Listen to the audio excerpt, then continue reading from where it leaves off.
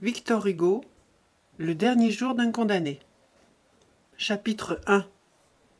Bicêtre. Condamné à mort. Voilà 5 semaines que j'habite avec cette pensée, toujours seul avec elle, toujours glacé de sa présence, toujours courbé sous son poids. Autrefois, car il me semble qu'il y a plutôt des années que des semaines, j'étais un homme comme un autre homme. Chaque jour, chaque heure, chaque minute avait son idée. Mon esprit, jeune et riche, était plein de fantaisie. Il s'amusait à me les dérouler les unes après les autres, sans ordre et sans fin, brodant d'inépuisables arabesques cette rude et mince étoffe de la vie. C'étaient des jeunes filles, de splendides chapes d'évêques, des batailles gagnées, des théâtres pleins de bruit et de lumière, et puis encore des jeunes filles et de sombres promenades la nuit sous les larges bras des marronniers. C'était toujours fête dans mon imagination. Je pouvais penser à ce que je voulais, j'étais libre. Maintenant je suis captif. Mon corps est offert dans un cachot, mon esprit est en prison dans une idée. Une horrible, une sanglante, une implacable idée. Je n'ai plus qu'une pensée, qu'une conviction, qu'une certitude. Condamné à mort.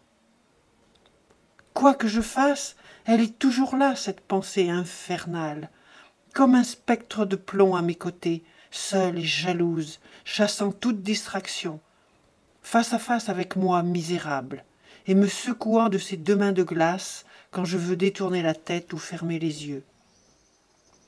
Elle se glisse sous toutes les formes où mon esprit voudrait la fuir, se mêle comme un refrain horrible à toutes les paroles qu'on m'adresse, se colle avec moi aux grilles hideuses de mon cachot, m'obsède éveillé, épie mon sommeil convulsif, et reparaît dans mes rêves sous la forme d'un couteau.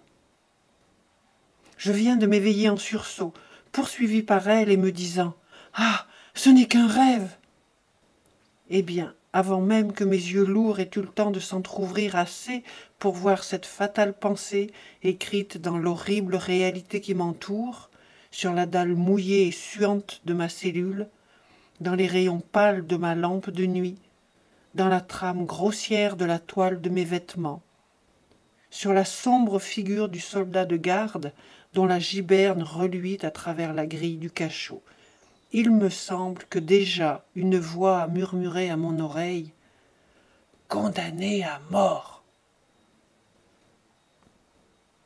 Chapitre 2. C'était par une belle matinée d'août.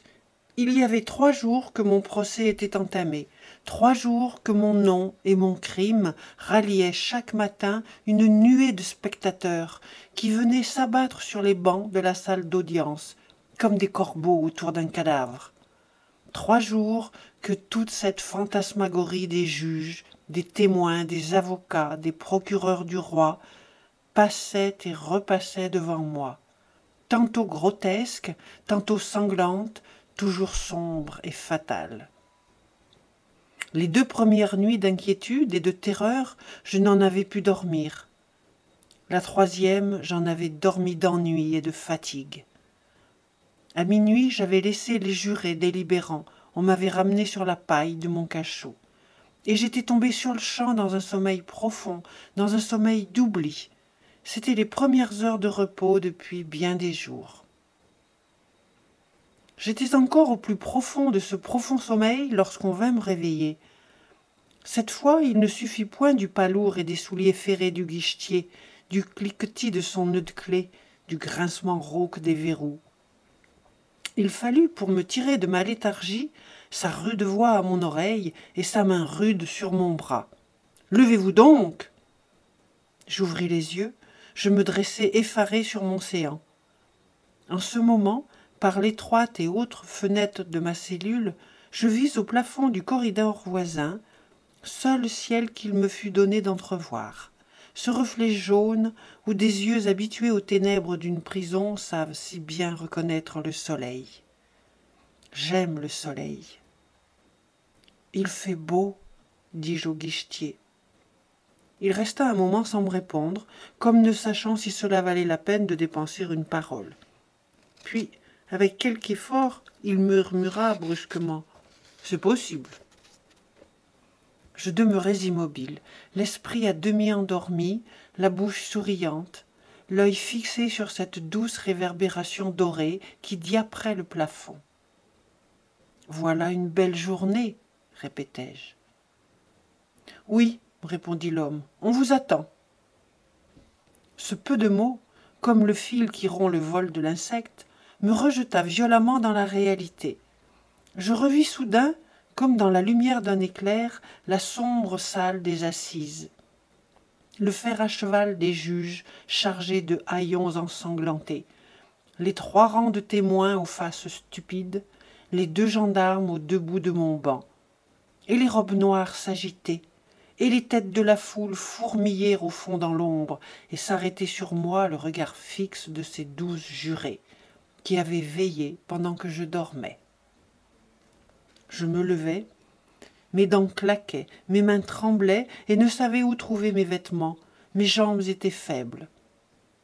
Au premier pas que je fis, je trébuchai comme un portefaix trop chargé.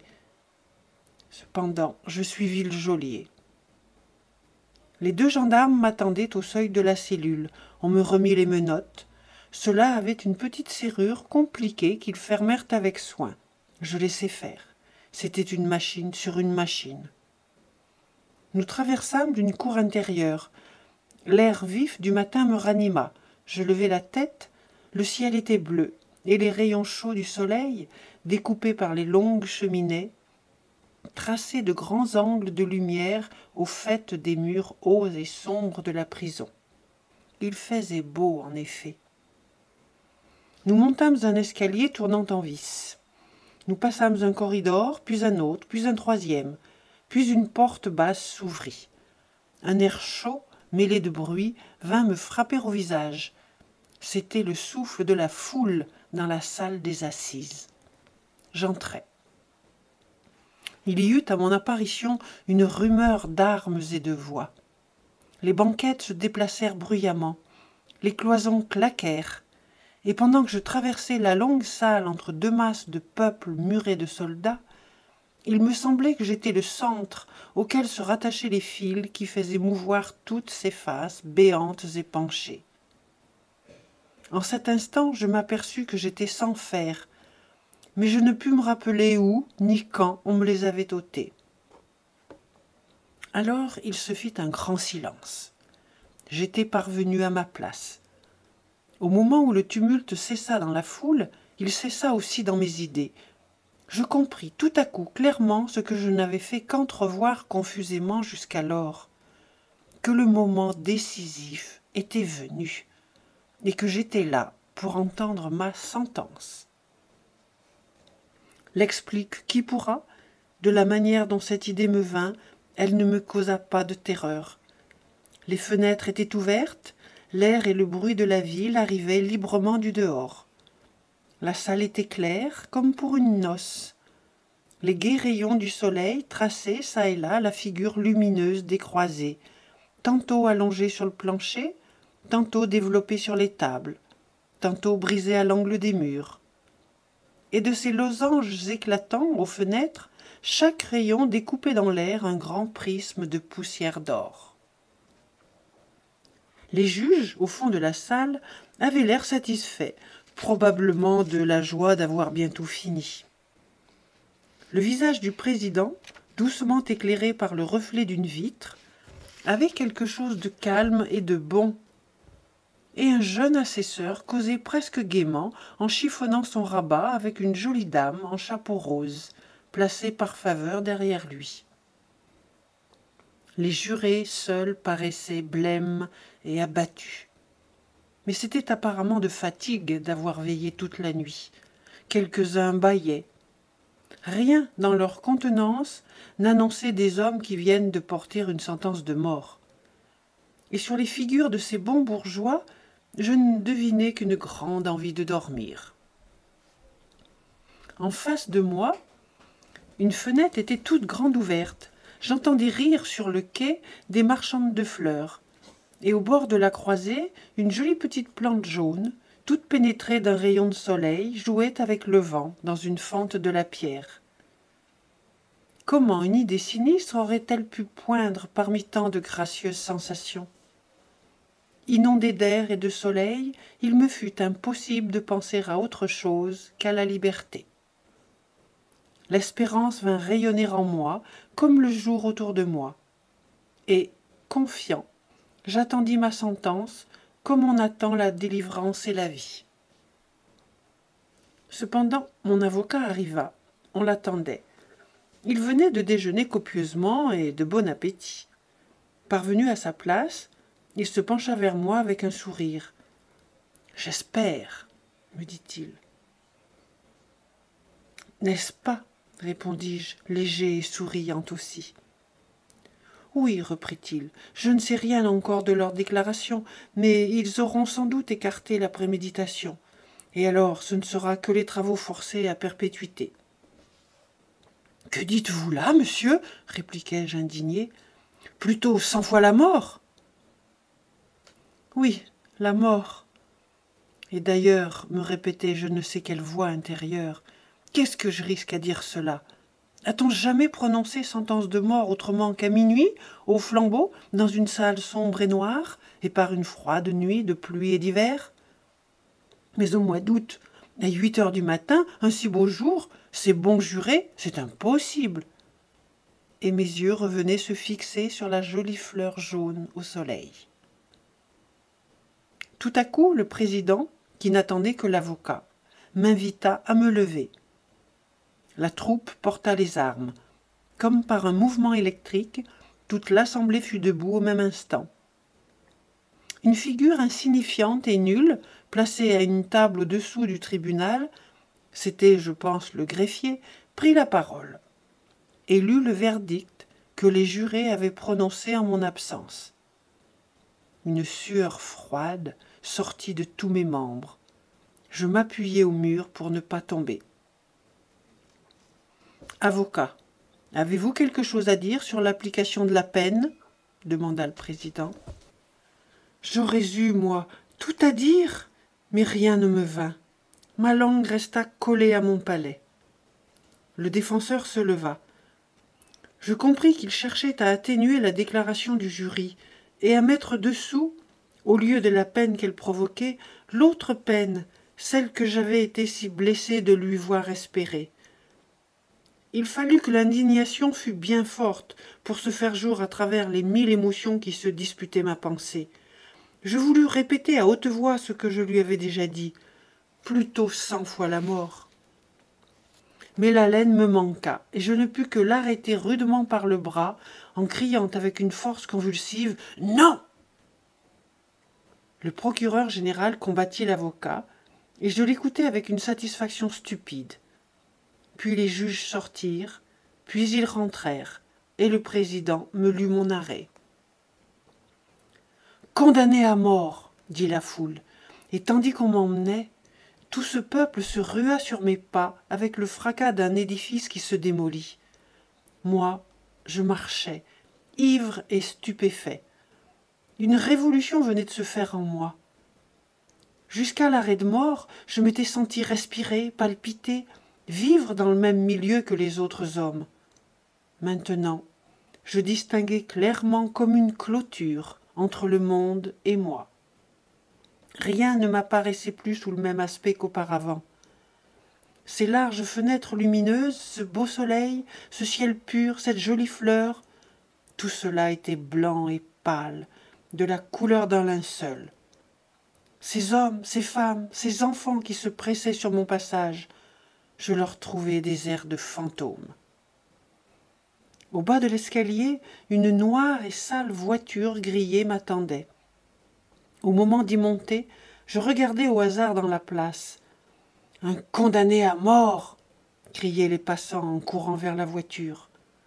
À travers le nuage qui me semblait s'être interposé entre les choses et moi, je distinguai 2 jeunes filles qui me suivaient avec des yeux avides. « Bon, » dit la plus jeune en battant des mains, « ce sera dans 6 semaines. » Chapitre 3. Condamné à mort. Eh bien, Pourquoi non? Les hommes, je me rappelle l'avoir lu dans je ne sais quel livre où il n'y avait que cela de bon. Les hommes sont tous condamnés à mort, avec des sursis indéfinis. Qu'y a-t-il donc de si changé à ma situation? Depuis l'heure où mon arrêt m'a été prononcé, combien sont morts qui s'arrangeaient pour une longue vie? Combien m'ont devancé, qui, jeunes, libres et sains, comptaient bien aller voir tel jour tomber ma tête en place de grève? Combien d'ici là peut-être qui marchent et respirent au grand air, entrent et sortent à leur gré, et qui me devanceront encore? Et puis, qu'est-ce que la vie a donc de si regrettable pour moi? En vérité, le jour sombre et le pain noir du cachot, la portion de bouillon maigre puisée au baquet des galériens, être rudoyé, moi qui suis raffiné par l'éducation, être brutalisé des guichetiers et des gardes-chiourmes, ne pas voir un être humain qui me croit digne d'une parole et à qui je le rende, sans cesse tressaillir et de ce que j'ai fait et de ce qu'on me fera. Voilà à peu près les seuls biens que puisse m'enlever le bourreau. Ah, n'importe, c'est horrible. Chapitre 4. La voiture noire me transporta ici, dans ce hideux Bicêtre.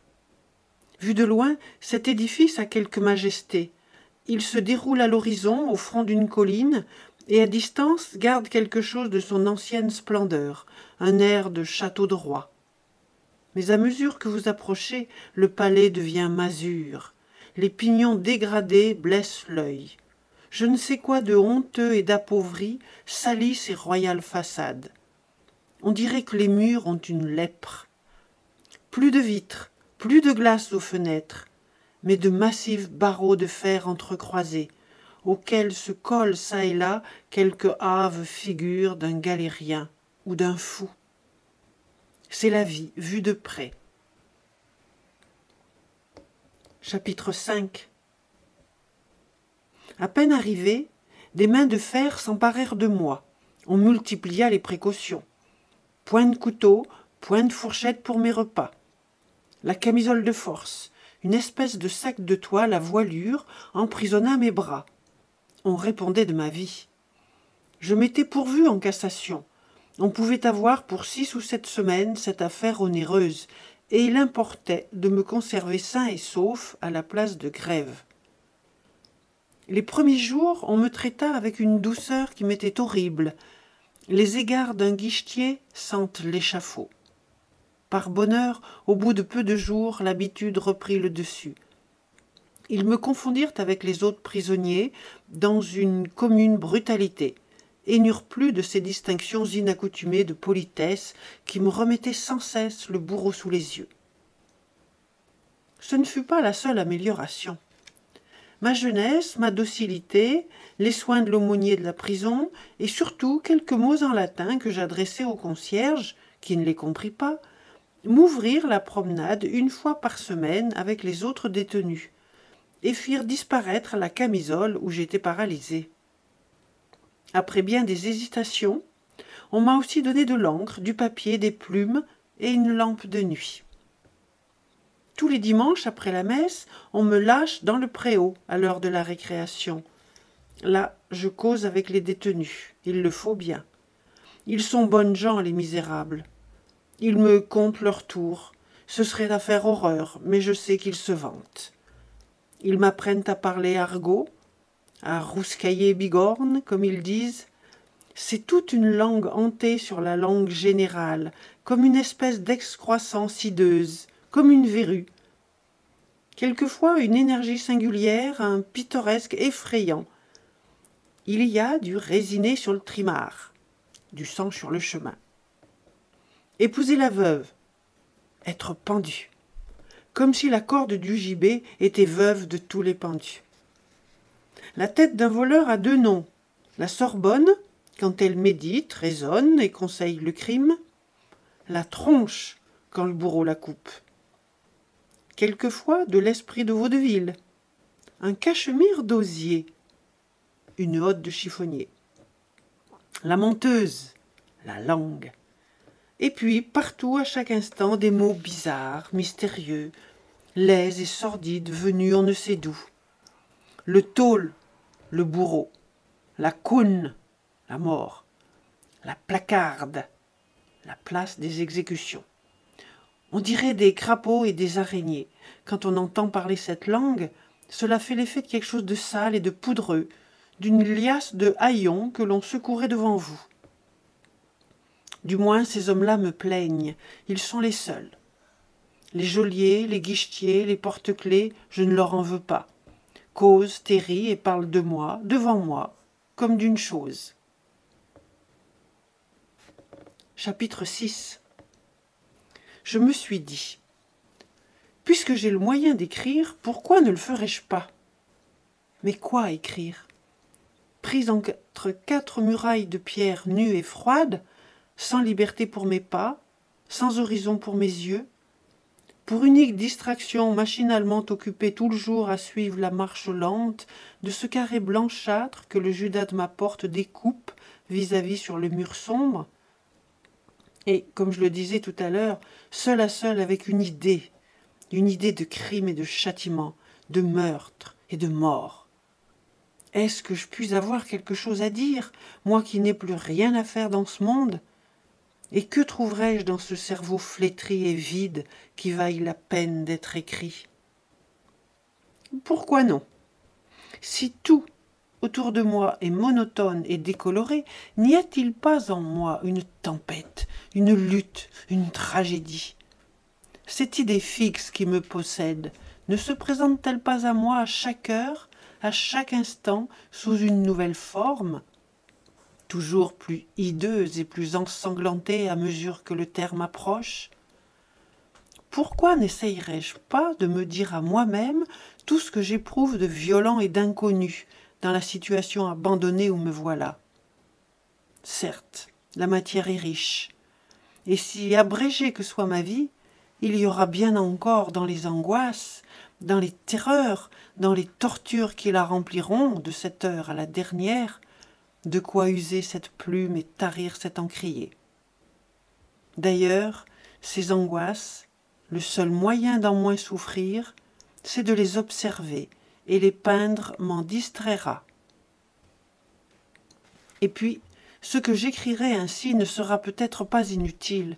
Ce journal de mes souffrances, heure par heure, minute par minute, supplice par supplice, si j'ai la force de le mener jusqu'au moment où il me sera physiquement impossible de continuer, cette histoire, nécessairement inachevée, mais aussi complète que possible, de mes sensations, ne portera-t-elle point avec elle un grand et profond enseignement?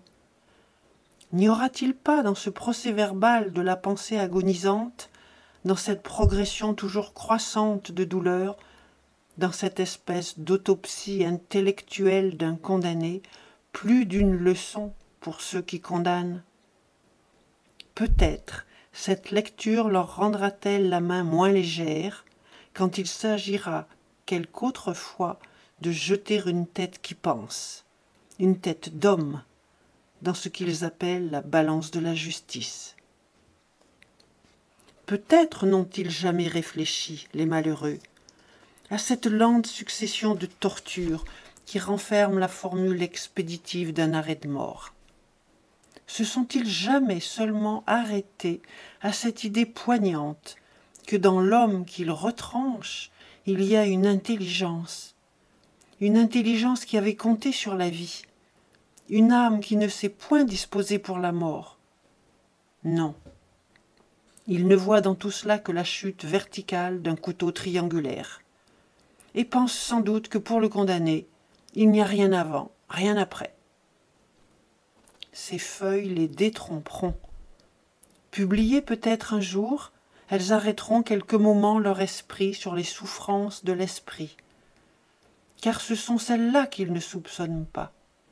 Ils sont triomphants de pouvoir tuer sans presque faire souffrir le corps. Eh, c'est bien de cela qu'il s'agit. Qu'est-ce que la douleur physique près de la douleur morale? Horreur et pitié des lois faites ainsi. Un jour viendra, et peut-être ces mémoires, derniers confidents d'un misérable, y auront-ils contribué. au moins qu'après ma mort, le vent ne joue dans le préau avec ses morceaux de papier souillés de boue, ou qu'il n'aille pourrir à la pluie, collés en étoiles à la vitre cassée d'un guichetier. Chapitre 7. Que ce que j'écris ici puisse être un jour utile à d'autres, que cela arrête le juge prêt à juger, que cela sauve des malheureux, innocents ou coupables, de l'agonie à laquelle je suis condamné. Pourquoi? À quoi bon? Qu'importe? Quand ma tête aura été coupée, qu'est-ce que cela me fait qu'on en coupe d'autres? Est-ce que vraiment j'ai pu penser ces folies? Jeter bas l'échafaud après que j'y aurai monté? Je vous demande un peu ce qui m'en reviendra.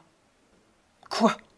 Le soleil, le printemps, les champs pleins de fleurs, les oiseaux qui s'éveillent le matin, les nuages, les arbres, la nature, la liberté, la vie, tout, cela n'est plus à moi.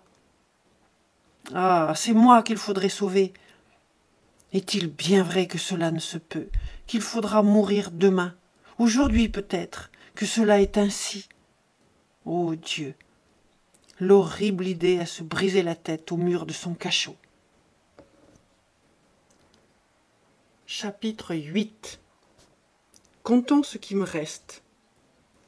3 jours de délai après l'arrêt prononcé pour le pourvoi en cassation. 8 jours d'oubli au parquet de la cour d'assises, après quoi les pièces, comme ils disent, sont envoyées au ministre. 15 jours d'attente chez le ministre, qui ne sait seulement pas qu'elles existent, et qui cependant est supposé les transmettre après examen à la cour de cassation. Là, classement, numérotage, enregistrement, car la guillotine est encombrée, et chacun ne doit passer qu'à son tour. 15 jours pour veiller à ce qu'il ne vous soit pas fait de passe-droit.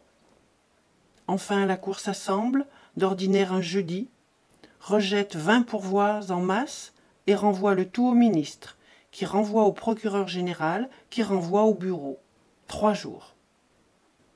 Le matin du 4e jour, le substitut du procureur général se dit, en mettant sa cravate, « Il faut pourtant que cette affaire finisse. » Alors, si le substitut du greffier n'a pas quelque déjeuner d'amis qui l'en empêche, l'ordre d'exécution est minuté, rédigé, mis au net, expédié, et le lendemain, dès l'aube, on entend dans la place de Grève clouer une charpente, et dans les carrefours hurler à pleine voix des crieurs enroués.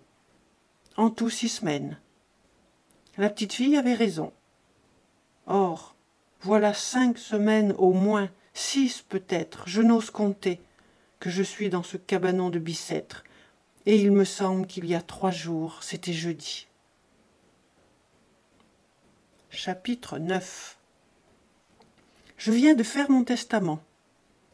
À quoi bon? Je suis condamné aux frais, et tout ce que j'ai y suffira à peine. La guillotine, c'est fort cher. Je laisse une mère, je laisse une femme, je laisse un enfant, une petite fille de 3 ans, douce, rose, frêle, avec de grands yeux noirs et de longs cheveux châtains. Elle avait 2 ans et 1 mois quand je l'ai vue pour la dernière fois. Ainsi, après ma mort, 3 femmes, sans fils, sans mari, sans père. 3 orphelines de différentes espèces, 3 veuves du fait de la loi. J'admets que je sois justement punie. Ces innocentes qu'ont-elles fait? N'importe, on les déshonore, on les ruine. C'est la justice. Ce n'est pas que ma pauvre vieille mère m'inquiète. Elle a 64 ans, elle mourra du coup. Ou si elle va quelques jours encore, pourvu que jusqu'au dernier moment elle ait un petit peu de cendre chaude dans sa chaufferette, elle ne dira rien. Ma femme ne m'inquiète pas non plus. Elle est déjà d'une mauvaise santé et d'un esprit faible. Elle mourra aussi. À moins qu'elle ne devienne folle. On dit que cela fait vivre. Mais du moins, l'intelligence ne souffre pas. Elle dort, elle est comme morte. Mais ma fille, mon enfant, ma pauvre petite Marie, qui rit, qui joue, qui chante à cette heure et ne pense à rien, c'est celle-là qui me fait mal. Chapitre 10. Voici ce que c'est que mon cachot. 8 pieds carrés, 4 murailles de pierre de taille qui s'appuient à angle droit sur un pavé de dalle exaucé d'un degré au-dessus du corridor extérieur. À droite de la porte, en entrant, une espèce d'enfoncement qui fait la dérision d'une alcôve. On y jette une botte de paille où le prisonnier est censé reposer et dormir, vêtu d'un pantalon de toile et d'une veste de coutil, hiver comme été. Au-dessus de ma tête, en guise de ciel, une noire voûte en ogive, c'est ainsi que cela s'appelle, à laquelle d'épaisses toiles d'araignée pendent comme des haillons. Du reste, pas de fenêtre, pas même de soupirail, une porte où le fer cache le bois. Je me trompe.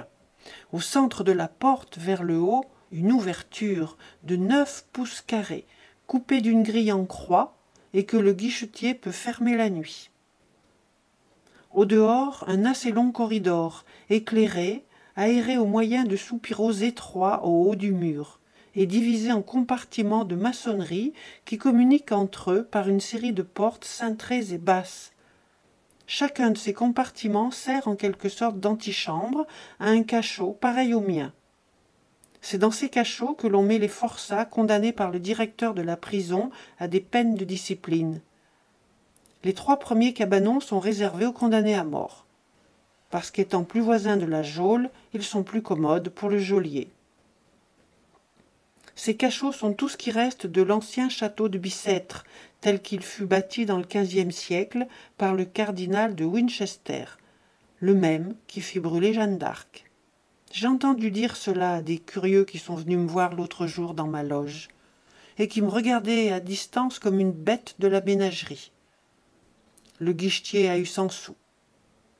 J'oubliais de dire qu'il y a nuit et jour un factionnaire de garde à la porte de mon cachot, et que mes yeux ne peuvent se lever vers la lucarne carrée sans rencontrer ces 2 yeux fixes toujours ouverts. Du reste, on suppose qu'il y a de l'air et du jour dans cette boîte de pierre. Chapitre 11. Puisque le jour ne paraît pas encore, que faire de la nuit? Il m'est venu une idée. Je me suis levé et j'ai promené ma lampe sur les 4 murs de ma cellule. Ils sont couverts d'écritures, de dessins, de figures bizarres, de noms qui se mêlent et s'effacent les uns les autres. Il semble que chaque condamné ait voulu laisser trace, ici du moins. C'est du crayon, de la craie, du charbon, des lettres noires, blanches, grises, souvent de profondes entailles dans la pierre, çà et là des caractères rouillés qu'on dirait écrits avec du sang. Certes, si j'avais l'esprit plus libre, je prendrais intérêt à ce livre étrange qui se développe, page à page à mes yeux, sur chaque pierre de ce cachot. J'aimerais à recomposer un tout de ces fragments de pensée, épars sur la dalle, à retrouver chaque homme sous chaque nom, à rendre le sens et la vie à ces inscriptions mutilées, à ces phrases démembrées, à ces mots tronqués, corps sans tête, comme ceux qui les ont écrits. À la hauteur de mon chevet, il y a 2 cœurs enflammés, percés d'une flèche, et au-dessus, amour pour la vie. Le malheureux ne prenait pas un long engagement. À côté, une espèce de chapeau à 3 cornes avec une petite figure grossièrement dessinée au-dessous, et ces mots « Vive l'empereur 1824 ». Encore des cœurs enflammés avec cette inscription caractéristique dans une prison. J'aime et j'adore Mathieu d'Anvin, Jacques. Sur le mur opposé, on lit ce nom, Papavoine. Le P majuscule est brodé d'arabesques et enjolivé avec soin. Un couplet d'une chanson obscène. Un bonnet de liberté sculpté assez profondément dans la pierre, avec ceci dessous, Bourri, la République. C'était un des 4 sous-officiers de La Rochelle, pauvre jeune homme, que leurs prétendues nécessités politiques sont hideuses, pour une idée, pour une rêverie, pour une abstraction, cette horrible réalité qu'on appelle la guillotine. Et moi qui me plaignais, moi, misérable, qui ai commis un véritable crime, qui ai versé du sang. Je n'irai pas plus loin dans ma recherche. Je viens de voir, crayonnée en blanc au coin du mur, une image épouvantable. La figure de cet échafaud qui, à l'heure qu'il est, se dresse peut-être pour moi. La lampe a failli me tomber des mains. Chapitre 12. Je suis revenu m'asseoir précipitamment sur ma paille, la tête dans les genoux. Puis mon effroi d'enfant s'est dissipé, et une étrange curiosité m'a repris de continuer la lecture de mon mur. À côté du nom de Papavoine, j'ai arraché une énorme toile d'araignée, tout épaissie par la poussière et tendue à l'angle de la muraille. Sous cette toile, il y avait 4 ou 5 noms parfaitement lisibles, parmi d'autres dont il ne reste rien qu'une tache sur le mur. Dautin, 1815. Poulain, 1818. Jean Martin, 1821. Castin, 1823. J'ai lu ces noms, et de lugubres souvenirs me sont venus. Dautin, celui qui a coupé son frère en quartier, et qui allait la nuit dans Paris jetant la tête dans une fontaine et le tronc dans un égout. Poulain, celui qui a assassiné sa femme. Jean Martin, celui qui a tiré un coup de pistolet à son père au moment où le vieillard ouvrait une fenêtre. Castin, ce médecin qui a empoisonné son ami, et qui, le soignant dans cette dernière maladie qu'il lui avait faite, au lieu de remède, lui redonnait du poison. Et auprès de cela, Papavoine, l'horrible fou qui tuait les enfants à coups de couteau sur la tête. Voilà, me disais-je, et un frisson de fièvre me montait dans les reins. Voilà quels ont été avant moi les hôtes de cette cellule. C'est ici, sur la même dalle où je suis, qu'ils ont pensé leur dernière pensée, ces hommes de meurtre et de sang. C'est autour de ce mur, dans ce carré étroit, que leurs derniers pas ont tourné comme ceux d'une bête fauve. Ils se sont succédé à de courts intervalles. Il paraît que ce cachot ne désemplit pas. Ils ont laissé la place chaude, et c'est à moi qu'ils l'ont laissée. J'irai à mon tour les rejoindre au cimetière de Clamart, où l'herbe pousse si bien.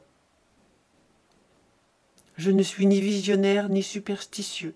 Il est probable que ces idées me donnaient un accès de fièvre. Mais pendant que je rêvais ainsi, il m'a semblé tout à coup que ces noms fatals étaient écrits avec du feu sur le mur noir. Un tintement de plus en plus précipité a éclaté dans mes oreilles. Une lueur rousse a rempli mes yeux. Et puis il m'a paru que le cachot était plein d'hommes étranges qui portaient leur tête dans leur main gauche, et la portaient par la bouche parce qu'il n'y avait pas de chevelure. Tous me montraient le poing, excepté le parricide. J'ai fermé les yeux avec horreur, alors j'ai tout vu plus distinctement. Rêve, vision ou réalité, je serais devenu fou si une impression brusque ne m'eût réveillé à temps. J'étais près de tomber à la renverse lorsque j'ai senti se traîner sur mon pied nu un ventre froid et des pattes velues. C'était l'araignée que j'avais dérangée et qui s'enfuyait. Cela m'a dépossédé. Oh, les épouvantables spectres! Non, c'était une fumée, une imagination de mon cerveau vide et convulsif. Chimère à la Macbeth. Les morts sont morts. Ceux-là surtout. Ils sont bien cadenassés dans le sépulcre. Ce n'est pas à une prison dont on s'évade. Comment se fait-il donc que j'ai eu peur ainsi? La porte du tombeau ne s'ouvre pas en dedans. Chapitre 13. J'ai vu, ces jours passés, une chose hideuse. Il était à peine jour, et la prison était pleine de bruit. On entendait ouvrir et fermer les lourdes portes, grincer les verrous et les cadenas de fer, carillonner les trousseaux de clés entrechoqués à la ceinture des geôliers, trembler les escaliers du haut en bas sous des pas précipités, et des voix s'appeler et se répondre des deux bouts des longs corridors. Mes voisins de cachot, les forçats en punition, étaient plus gais qu'à l'ordinaire. Tout Bicêtre semblait rire, chanter, courir, danser. Moi, seul muet dans ce vacarme, seul immobile dans ce tumulte, étonné et attentif, J'écoutais. Un geôlier passa. Je me hasardai à l'appeler et à lui demander si c'était fête dans la prison. « Fête, si l'on veut, me répondit-il. C'est aujourd'hui qu'on ferre les forçats qui doivent partir demain pour Toulon. Voulez-vous voir? Cela vous amusera. » C'était en effet, pour un reclus solitaire, une bonne fortune qu'un spectacle, si odieux qu'il fût. J'acceptai l'amusement. Le guichetier prit les précautions d'usage pour s'assurer de moi, puis me conduisit dans une petite cellule vide et absolument démeublée, qui avait une fenêtre grillée, mais une véritable fenêtre à hauteur d'appui, et à travers laquelle on apercevait réellement le ciel. « Tenez, me dit-il, d'ici vous verrez et vous entendrez. Vous serez seul dans votre loge, comme le roi. » Puis il sortit et referma sur moi serrure, cadenas et verrous. La fenêtre donnait sur une cour carrée assez vaste, et autour de laquelle s'élevait des quatre côtés, comme une muraille, un grand bâtiment de pierre de taille à 6 étages. Rien de plus dégradé, de plus nu, de plus misérable à l'œil que cette quadruple façade percée d'une multitude de fenêtres grillées, auxquelles se tenaient collés, du bas en haut, une foule de visages maigres et blêmes, pressés les uns au-dessus des autres, comme les pierres d'un mur, et tous, pour ainsi dire, encadrés dans les entrecroisements des barreaux de fer. C'étaient les prisonniers, spectateurs de la cérémonie en attendant leur jour d'être acteurs. On eût dit des âmes en peine aux soupiraux du purgatoire qui donnent sur l'enfer. Tous regardaient en silence la cour vide encore. Ils attendaient. Parmi ces figures éteintes et mornes, çà et là brillaient quelques yeux perçants et vifs, comme des points de feu. Le carré de prison qui enveloppe la cour ne se referme pas sur lui-même. Un des 4 pans de l'édifice, celui qui regarde le levant, est coupé vers son milieu et ne se rattache au pan voisin que par une grille de fer. Cette grille s'ouvre sur une seconde cour, plus petite que la première, et comme elle, bloquée de murs et de pignons noirâtres. Tout autour de la cour principale, des bancs de pierre s'adossent à la muraille. Au milieu se dresse une tige de fer courbée, destinée à porter une lanterne. Midi sonna. Une grande porte cochère, cachée sous un enfoncement, s'ouvrit brusquement. Une charrette, escortée d'espèces de soldats sales et honteux en uniforme bleu, à épaulettes rouges et à bandoulière jaune, entra lourdement dans la cour avec un bruit de ferraille. C'étaient la chiourme et les chaînes. Au même instant, comme si ce bruit réveillait tout le bruit de la prison, les spectateurs des fenêtres, jusqu'alors silencieux et immobiles, éclatèrent en cris de joie, en chansons, en menaces, en imprécations, mêlées d'éclats de rire, poignants à entendre. On eût cru voir des masques de démons. Sur chaque visage parut une grimace. Tous les poings sortirent des barreaux, toutes les voix hurlèrent, tous les yeux flamboyèrent. Et je fus épouvanté de voir tant d'étincelles reparaître dans cette cendre. Cependant, les argousins, parmi lesquels on distinguait à leurs vêtements propres et à leur effroi quelques curieux venus de Paris, les argousins se mirent tranquillement à leur besogne. L'un d'eux monta sur la charrette et jeta à ses camarades les chaînes, les colliers de voyage et les liasses de pantalons de toile. Alors ils se dépecèrent le travail.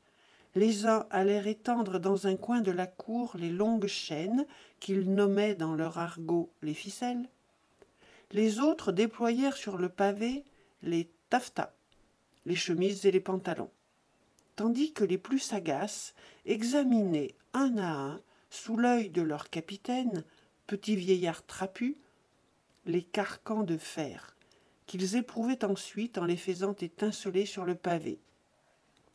Le tout aux acclamations railleuses des prisonniers, dont la voix n'était dominée que par les rires bruyants des forçats pour qui cela se préparait. et qu'on voyait relégués aux croisées de la vieille prison qui donne sur la petite cour. Quand ces apprêts furent terminés, un monsieur brodé en argent, qu'on appelait monsieur l'inspecteur, donna un ordre au directeur de la prison. Et, un moment après, voilà que 2 ou 3 portes basses vomirent presque en même temps, et comme par bouffées, dans la cour, des nuées d'hommes hideux, hurlants et déguenillés. C'étaient les forçats. À leur entrée, redoublement de joie aux fenêtres. Quelques-uns d'entre eux, les grands noms du bagne, furent salués d'acclamations et d'applaudissements qu'ils recevaient avec une sorte de modestie fière. La plupart avaient des espèces de chapeaux tressés de leurs propres mains avec la paille du cachot, et toujours d'une forme étrange, afin que dans les villes où l'on passerait, le chapeau fît remarquer la tête. Cela était plus applaudi encore. Un, surtout, excita des transports d'enthousiasme. Un jeune homme de 17 ans, qui avait un visage de jeune fille. Il sortait du cachot où il était au secret depuis 8 jours. De sa botte de paille, il s'était fait un vêtement qui l'enveloppait de la tête aux pieds, et il entra dans la cour en faisant la roue sur lui-même avec l'agilité d'un serpent. C'était un baladin condamné pour vol. Il y eut une rage de battements de mains et de cris de joie. Les galériens y répondaient, et c'était une chose effrayante que cet échange de gaieté entre les forçats en titre et les forçats aspirants. La société avait beau être là, représentée par les geôliers et les curieux épouvantés, le crime la narguait en face, et de ce châtiment horrible faisait une fête de famille. À mesure qu'ils arrivaient, on les poussait entre 2 haies de garde-chiourme dans la petite cour grillée, où la visite des médecins les attendait. C'est là que tous tentaient un dernier effort pour éviter le voyage, alléguant quelque excuse de santé, les yeux malades, la jambe boiteuse, la main mutilée. Mais presque toujours on les trouvait bons pour le bagne. Et alors, chacun se résignait avec insouciance, oubliant en peu de minutes sa prétendue infirmité de toute la vie. La grille de la petite cour se rouvrit, un gardien fit l'appel par ordre alphabétique, et alors ils sortirent un à un, et chaque forçat s'alla ranger debout dans un coin de la grande cour, près d'un compagnon donné par le hasard de sa lettre initiale. Ainsi chacun se voit réduit à lui-même, chacun porte sa chaîne pour soi, côte à côte avec un inconnu. Et si par hasard un forçat a un ami, la chaîne l'en sépare. Dernière des misères. Quand il y en eut à peu près une trentaine de sorties, on referma la grille. Un argousin les aligna avec son bâton, jeta devant chacun d'eux une chemise, une veste et un pantalon de grosse toile, puis fit un signe. Et tous commencèrent à se déshabiller. Un incident inattendu vint, comme à point nommé, changer cette humiliation en torture. Jusqu'alors le temps avait été assez beau, et si la bise d'octobre refroidissait l'air, de temps en temps aussi, elle ouvrait çà et là dans les brumes grises du ciel une crevasse par où tombait un rayon de soleil. Mais à peine les forçats se furent-ils dépouillés de leurs haillons de prison, au moment où ils s'offraient nus et debout à la visite soupçonneuse des gardiens et au regard curieux des étrangers qui tournaient autour d'eux pour examiner leurs épaules, le ciel devint noir. Une froide averse d'automne éclata brusquement et se déchargea à torrents dans la cour carrée, sur les terres découvertes, sur les membres nus des galériens, sur leurs misérables saillons étalés sur le pavé. En un clin d'œil, le préau se vida de tout ce qui n'était pas argousin ou galérien. Les curieux de Paris allèrent s'abriter sous les auvents des portes. Cependant, la pluie tombait à flots. On ne voyait plus dans la cour que les forçats nus et ruisselants sur le pavé noyé. Un silence morne avait succédé à leur bruyante bravade. Ils grelottaient, leurs dents claquaient, leurs jambes maigries leurs genoux noueux s'entrechoquaient, et c'était pitié de les voir appliquer sur leurs membres bleus ces chemises trempées, ces vestes, ces pantalons dégoûtants de pluie. La nudité eût été meilleure. Un seul, un vieux, avait conservé quelque gaieté. Il s'écria, en s'essuyant avec sa chemise mouillée, que cela n'était pas dans le programme, puis se prit à rire en montrant le poing au ciel. Quand ils eurent revêtu les habits de route, on les mena par bandes de 20 ou 30 à l'autre coin du préau, où les cordons allongés à terre les attendaient. Ces cordons sont de longues et fortes chaînes, coupées transversalement de 2 en 2 pieds par d'autres chaînes plus courtes, à l'extrémité desquelles se rattache un carcan carré, qui s'ouvre au moyen d'une charnière pratiquée à l'un des angles et se ferme à l'angle opposé par un boulon de fer, rivé pour tout le voyage sur le cou du galérien. Quand ces cordons sont développés à terre, ils figurent assez bien la grande arête d'un poisson. On fit asseoir les galériens dans la boue, sur les pavés inondés. On leur essaya les colliers, puis 2 forgerons de la Chiourme, armés d'enclumes portatives, les leur rivèrent à froid à grands coups de masse de fer. C'est un moment affreux où les plus hardis pâlissent. Chaque coup de marteau, asséné sur l'enclume appuyée à leur dos, fait rebondir le menton du patient. Le moindre mouvement d'avant en arrière lui ferait sauter le crâne comme une coquille de noix. Après cette opération, ils devinrent sombres. On n'entendait plus que le grelottement des chaînes, et par intervalles un cri et le bruit sourd du bâton des gardes-chiourmes sur les membres des récalcitrants. Il y en eut qui pleurèrent. Les vieux frissonnaient et se mordaient les lèvres. Je regardais avec terreur tous ces profils sinistres dans leur cadre de fer. Ainsi, après la visite des médecins, la visite des geôliers. Après la visite des geôliers, le ferrage. 3 actes à ce spectacle. Un rayon de soleil reparut. On eût dit qu'il mettait le feu à tous ces cerveaux. Les forçats se levèrent à la fois comme par un mouvement convulsif. Les 5 cordons se rattachèrent par les mains et tout à coup se formèrent en ronde immense autour de la branche de la lanterne. Ils tournaient à fatiguer les yeux.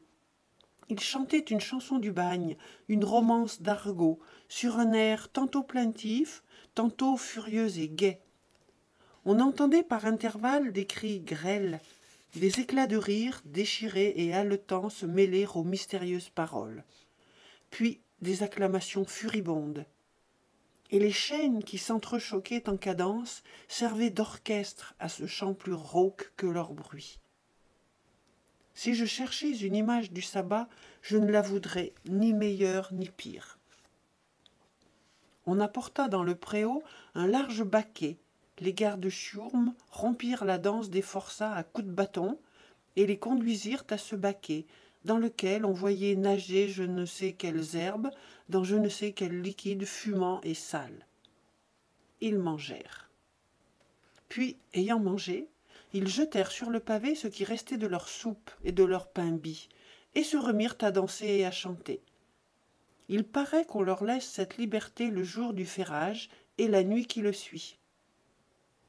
J'observais ce spectacle étrange avec une curiosité si avide, si palpitante, si attentive, que je m'étais oublié moi-même. Un profond sentiment de pitié me remuait jusqu'aux entrailles, et leur rire me faisait pleurer. Tout à coup, à travers la rêverie profonde où j'étais tombé, je vis la ronde hurlante s'arrêter et se taire. Puis tous les yeux se tournèrent vers la fenêtre que j'occupais. « Le condamné! Le condamné !» crièrent-ils tous en me montrant du doigt, et les explosions de joie redoublèrent. Je restai pétrifié. J'ignore d'où ils me connaissaient et comment ils m'avaient reconnu. « Bonsoir, bonsoir !» me crièrent-ils avec leur ricanement atroce. Un des plus jeunes, condamnés aux galères perpétuelles, face luisante et plombée, me regarda d'un air d'envie en disant « Il est heureux, il sera rogné. Adieu, camarade !» Je ne puis dire ce qui se passait en moi. J'étais leur camarade, en effet. La Grève est sœur de Toulon. J'étais même placé plus bas qu'eux. Ils me faisaient honneur. Je frissonnais. Oui, leur camarade. Et quelques jours plus tard, j'aurais pu aussi, moi, être un spectacle pour eux. J'étais demeuré à la fenêtre, immobile, perclus, paralysé. Mais quand je vis les 5 cordons s'avancer, se ruer vers moi avec des paroles d'une infernale cordialité, quand j'entendis le tumultueux fracas de leurs chaînes, de leurs clameurs, de leurs pas au pied du mur, il me sembla que cette nuée de démons escaladait ma misérable cellule. Je poussai un cri, je me jetai sur la porte d'une violence à la briser, mais pas moyen de fuir. Les verrous étaient tirés en dehors. Je heurtai, j'appelai avec rage.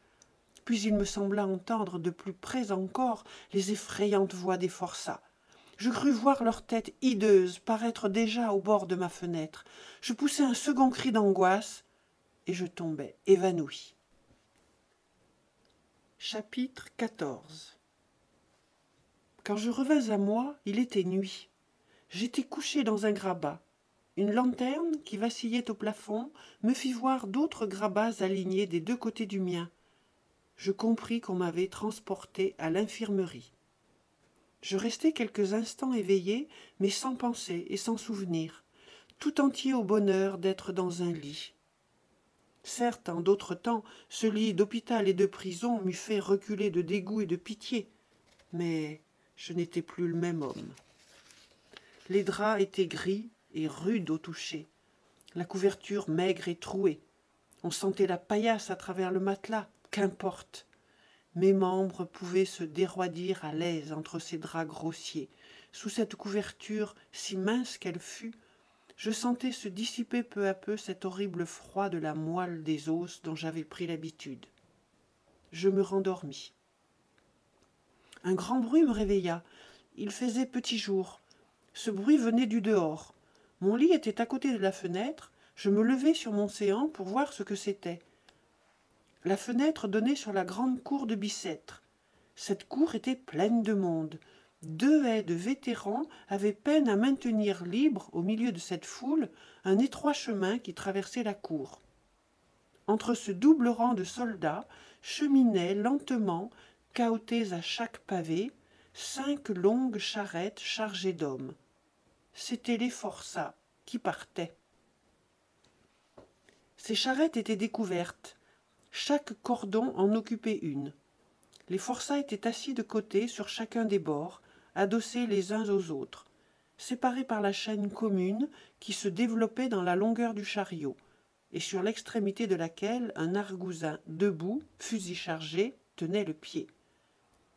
On entendait bruire leurs fers, et à chaque secousse de la voiture, on voyait sauter leurs têtes et ballotter leurs jambes pendantes. Une pluie fine et pénétrante glaçait l'air et collait sur leurs genoux leurs pantalons de toile, de gris devenus noirs. Leurs longues barbes, leurs cheveux courts ruisselaient, leurs visages étaient violets, on les voyait grelotter, et leurs dents grinçaient de rage et de froid. Du reste, pas de mouvement possible. Une fois rivé à cette chaîne, on n'est plus qu'une fraction de ce tout hideux qu'on appelle le cordon, et qui se meut comme un seul homme. L'intelligence doit abdiquer. Le carcan du bagne la condamne à mort. Et quant à l'animal lui-même, il ne doit plus avoir de besoin et d'appétit qu'à heure fixe. Ainsi, immobile, la plupart demi-nus, tête découverte et pieds pendants, ils commençaient leur voyage de 25 jours, chargés sur les mêmes charrettes, vêtus des mêmes vêtements, pour le soleil à plomb de juillet et pour les froides pluies de novembre. On dirait que les hommes veulent mettre le ciel de moitié dans leur office de bourreau. Il s'était établi entre la foule et les charrettes je ne sais quel horrible dialogue. Injures d'un côté, bravade de l'autre, imprécations des 2 parts. Mais, à un signe du capitaine, je vis les coups de bâton pleuvoir au hasard dans les charrettes, sur les épaules ou sur les têtes. et tout rentra dans cette espèce de calme extérieur qu'on appelle l'ordre. Mais les yeux étaient pleins de vengeance, et les poings des misérables se crispaient sur leurs genoux. Les 5 charrettes, escortées de gendarmes à cheval et d'argousins à pied, disparurent successivement sous la haute porte cintrée de Bicêtre. Une 6e les suivit, dans laquelle ballottaient pêle-mêle les chaudières, les gamelles de cuivre et les chaînes de rechange.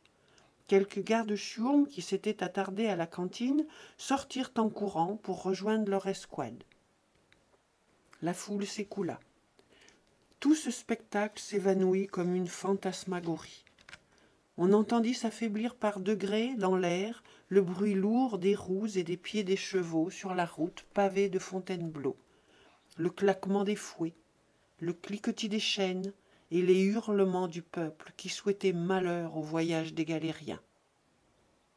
Et c'est là pour eux le commencement. Que me disait-il donc, l'avocat? Les galères? Ah oui, plutôt 1000 fois la mort, plutôt l'échafaud que le bagne, plutôt le néant que l'enfer. Plutôt livrer mon cou au couteau de guillotin qu'au carcan de la chiourme. Les galères, juste ciel. Chapitre 15. Malheureusement, je n'étais pas malade. Le lendemain, il fallut sortir de l'infirmerie. Le cachot me reprit. Pas malade. En effet, je suis jeune, sain et fort. Le sang coule librement dans mes veines. Tous mes membres obéissent à tous mes caprices. Je suis robuste de corps et d'esprit, constitué pour une longue vie. Oui, tout cela est vrai. Et cependant, j'ai une maladie mortelle, une maladie faite de la main des hommes. Depuis que je suis sorti de l'infirmerie, il m'est venu une idée poignante, une idée à me rendre fou.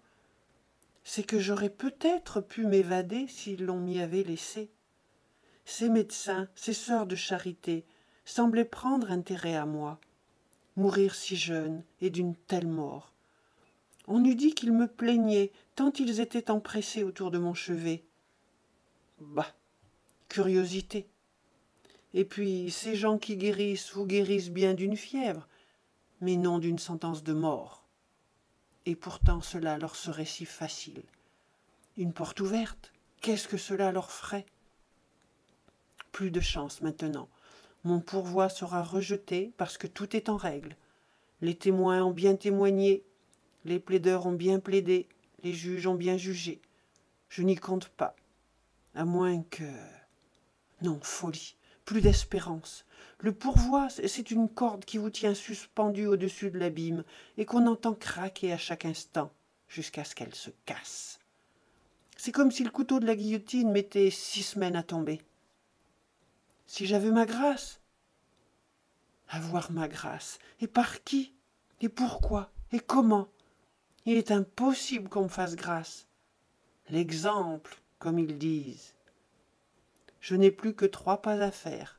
Bicêtre, la conciergerie, la grève. Chapitre 16. Pendant le peu d'heures que j'ai passées à l'infirmerie, je m'étais assis près d'une fenêtre, au soleil. Il avait reparu. Ou du moins recevant du soleil tout ce que les grilles de la croisée m'en laissaient. J'étais là, ma tête pesante et embrasée dans mes 2 mains, qui en avaient plus qu'elles n'en pouvaient porter, mes coudes sur mes genoux, les pieds sur les barreaux de ma chaise, car l'abattement fait que je me courbe et me replie sur moi-même comme si je n'avais plus ni os dans les membres, ni muscles dans la chair. L'odeur étouffée de la prison me suffoquait plus que jamais. J'avais encore dans l'oreille tout ce bruit de chaînes des galériens. J'éprouvais une grande lassitude de Bicêtre. Il me semblait que le bon Dieu devrait bien avoir pitié de moi et m'envoyer au moins un petit oiseau pour chanter là, en face, au bord du toit. Je ne sais si ce fut le bon Dieu ou le démon qui m'exauça, mais presque au même moment, j'entendis s'élever sous ma fenêtre une voix. Non celle d'un oiseau, mais bien mieux, la voix pure, fraîche, veloutée d'une jeune fille de 15 ans. Je levai la tête comme en sursaut, J'écoutais avidement la chanson qu'elle chantait. C'était un air lent et langoureux, une espèce de roucoulement triste et lamentable. Voici les paroles. C'est dans la rue du Mail, où j'ai été coltigé, maluré, par 3 coquins de rail, lire l'enfant malurette, sur mes ciques ont foncé, lire l'enfant maluré. Je ne saurais dire combien fut amer mon désappointement. La voix continua. Sur mes ciques ont foncé, maluré, ils m'ont mis la tartouve, lire l'enfant malurette. Grand Meudon est à boule, lire l'enfant maluré. Dans mon trimain rencontre, lire l'enfant malurette. Un pègre du quartier, lire l'enfant maluré. Un pègre du quartier, maluré, va-t'en dire à ma largue, lire l'enfant malurette, que je suis enfouraillé, lire l'enfant maluré. Ma largue tout en colère, lire l'enfant malurette, me dit, qu'as-tu donc morfilé, lire l'enfant maluré. Me dit, qu'as-tu donc morfilé, maluré. J'ai fait suer un chêne, lire l'enfant malurette. Son auberge j'ai enganté, lire l'enfant maluré. Son auberge et sa toquante, lire l'enfant malurette. Et ses attaches de C, lire l'enfant maluré. Et ses attaches de C, maluré. Ma largue part pour Versailles, lire l'enfant malurette. Au pied de sa majesté, lire l'enfant maluré. Elle lui fonce un babillard, lire l'enfant malurette, pour me faire défourailler, lire l'enfant maluré. Pour me faire défourailler, maluré. Ah, si j'en défouraille, lire l'enfant malurette, ma largue j'en tifferai, lire l'enfant maluré. Je l'y ferai porter fontange, lire l'enfant malurette, et souliers galuchés, lire l'enfant maluré. Et souliers galuchés, maluré. Mes grandes dames qui se fâchent, lire l'enfant malurette, dit, par son caloquet, lire l'enfant maluré. Je l'y ferai danser une danse, lire l'enfant maluré, où il n'y a pas de plancher, lire l'enfant maluré. Je n'en ai pas entendu et n'aurais pu en entendre davantage.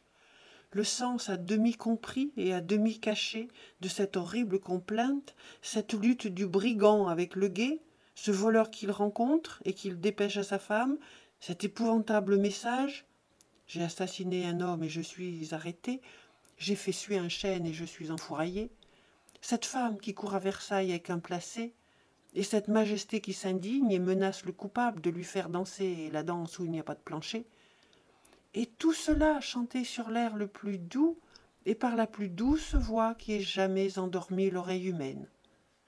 J'en suis resté navré, glacé, anéanti. C'était une chose repoussante que toutes ces monstrueuses paroles sortant de cette bouche vermeille et fraîche. On eût dit la bave d'une limace sur une rose. Je ne saurais rendre ce que j'éprouvais. J'étais à la fois blessé et caressé. Le patois de la caverne et du bagne, cette langue ensanglantée et grotesque, ce hideux argot marié à une voix de jeune fille, gracieuse transition de la voix d'enfant à la voix de femme. Tous ces mots difformes et mal faits, chantés, cadencés, perlés. Ah, qu'une prison est quelque chose d'infâme.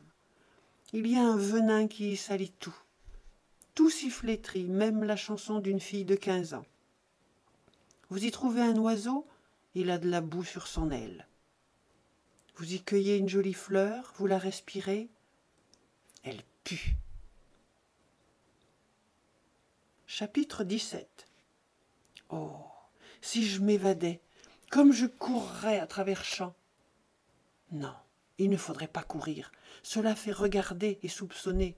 Au contraire, marcher lentement, tête levée, en chantant.